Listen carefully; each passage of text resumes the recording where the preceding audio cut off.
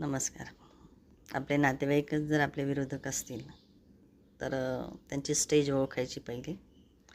जर ते अडाणी वगैरे असतील तर बाकीचे क्राईम फक्त करू शकतात ते, आणि सुशिक्षित असतील तर सायबर क्राईम त्यांच्याकडून होतो. तर हा सायबर क्राईम कसा होतो? तर विशेषतः आपले मोबाईल ते हॅक करतात, ते आपल्या मुलांचे मोबाईल हॅक करतात, ते आपल्या व्यवहारामध्ये त्यांचं बारीक लक्ष असतं.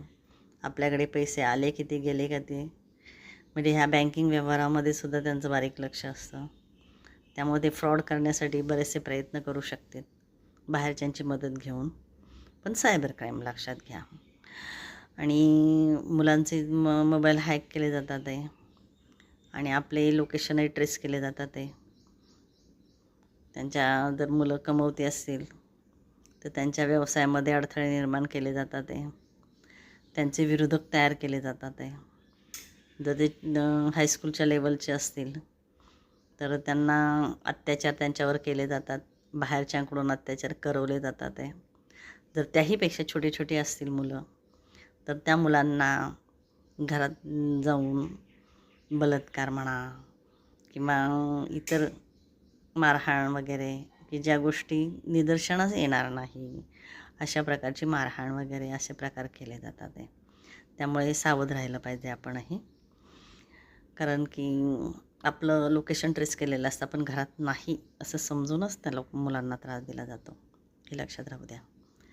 मग त्यासाठी आपण सावधगिरी बाळगली पाहिजे.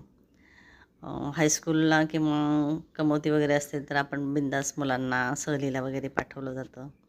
मग सगळे नातेवाईक मिळून सहलीला जाणं, मग अशावेळी त्यांना बाजूला घेऊन मारहाण करणं किंवा कार्यक्रमाला जाणं, बाजूला घेऊन मारहाण करणं, त्यांच्यावर अत्याचार करणं, असे सगळे प्रकार केले जातात आहे. आणि आपल्या घरामध्ये सुद्धा चोरी म्हणा किंवा आपल्या घरामध्ये जर त्यांचे जे तांत्रिक मंत्रिकांचं सहकार्य असेल किंवा त्यामधले असतील तर मग आपल्या घरामध्ये आपल्या स्वयंपाकातल्या सगळ्या वस्तूमध्ये काहीतरी प्रयोग करून जाणं किंवा घरामध्ये काहीतरी वेगळे प्रयोग करून जाणं, असे सगळे प्रकार केले जातात आहे.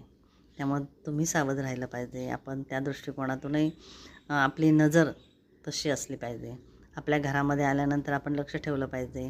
त्यांच्या हाताकडे, त्यांच्या डोळ्याकडे आपलं लक्ष असलं पाहिजे, त्यांच्या तोंडाकडे आपलं लक्ष असलं पाहिजे. ते तंत्रमंत्र म्हणतात का आपल्या घरात येऊन आल्यावरती, किंवा हातातून काही वस्तू आणलेल्या असतात आपल्या घरामध्ये टाकतात का, किंवा आपल्या जेवणाच्या वस्तू किंवा घरातल्या वस्तू बाहेर घेऊन जातात का, चोरी करतात का,